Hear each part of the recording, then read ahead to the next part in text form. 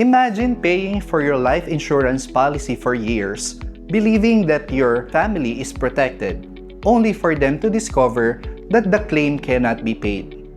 Does this really happen? The answer is yes, but not as often as many people think. In fact, most denied claims are actually preventable. In this video, I'll share with you the 7 most common reasons why insurance claims may be denied and how you can avoid them. Hi everyone! My name is Edward Mercado and I am a licensed insurance advisor from Sun Life Philippines. And my goal is to help Filipinos make smarter financial decisions, especially when it comes to protecting their families. So let's get started. Reason number 1. Non-disclosure or misrepresentations. Hiding illnesses, smoking habits, previous hospitalization, or the existing medical conditions.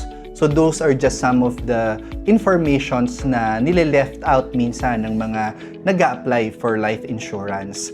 And some people think that it's okay na hindi sabihin na meron na silang diabetes or hypertensive na sila kasi they know na they can have a cheaper premiums or mas mababang premium payment, no? But if the insurance company discovers that you intentionally left out those information, it will definitely affect the claims.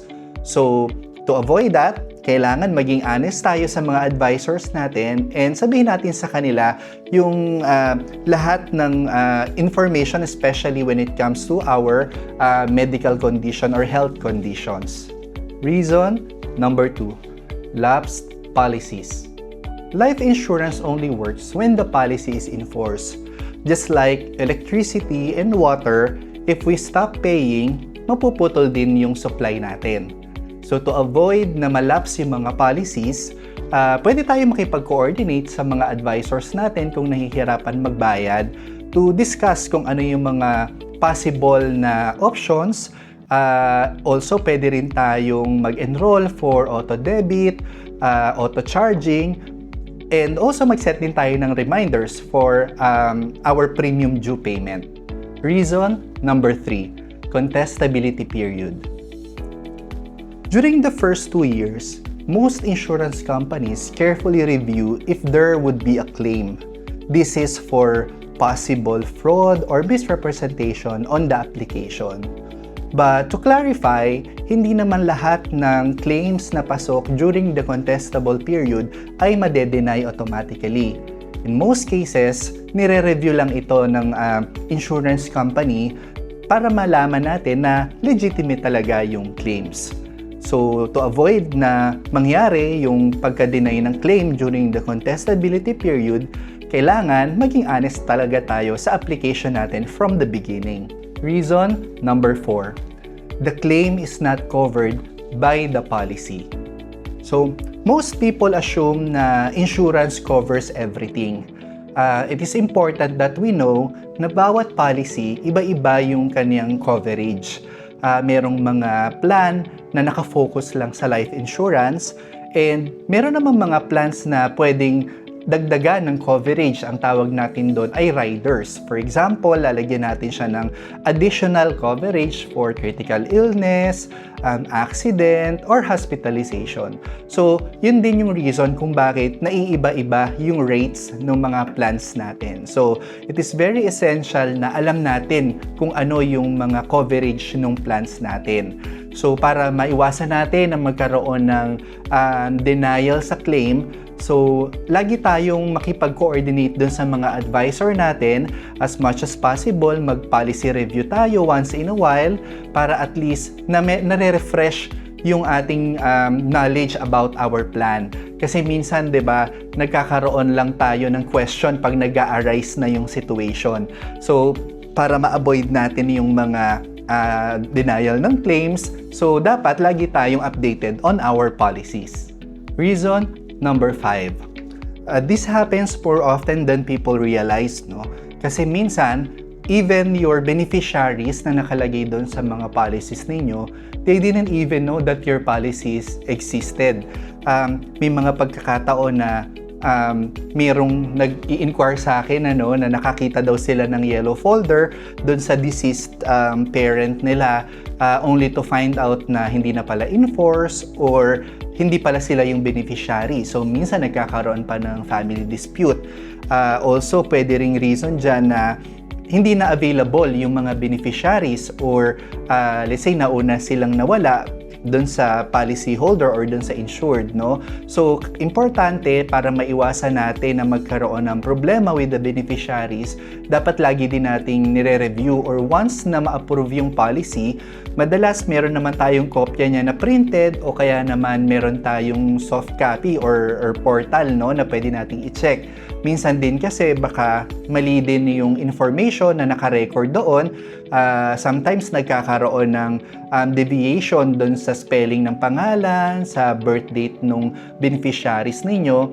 So, syempre, when processing the claims, pag hindi nag-match yung name ng mga beneficiaries ninyo from the record doon sa kanilang ipipresent na identity, pwedeng magkaroon ng delay or denial doon sa claim. So, para ma-avoid yan, again, always talk to your advisors whenever you do a policy review.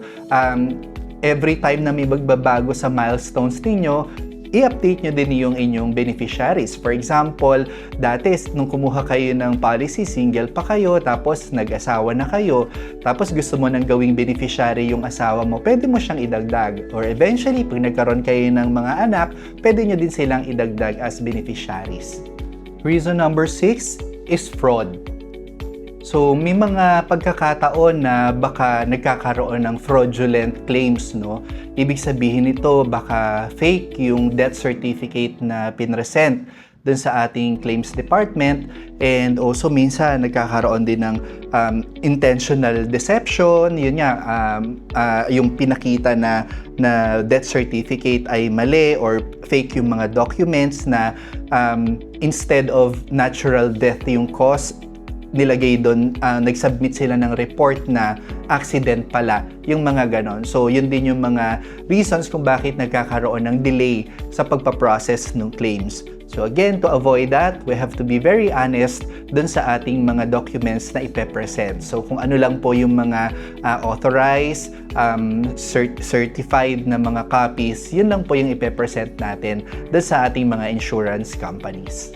And reason number 7, required documents were not submitted. Most insurance claims need documents such as death certificate, claims forms, identification of the beneficiary and the deceased.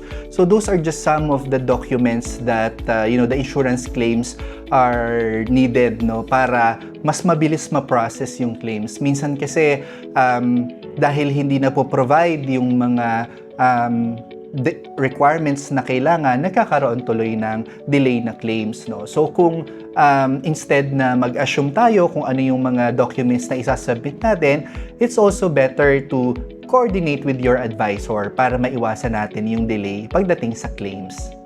The good news is this: most denied claims are avoidable.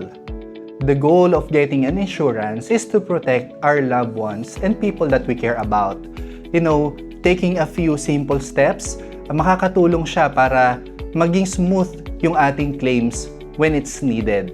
And again, to avoid conflicts and denial on the claim, we have to be very honest with our application. We have to keep our policy in force. You have to review your beneficiaries and work closely with your advisors, especially in updating your policy or your plan. If you have questions about claims works, leave them in the comment section. A future video might be able to answer those questions. And if you found this video helpful, please like, subscribe, and share this video. You might save someone from making an expensive mistake. Thank you for watching!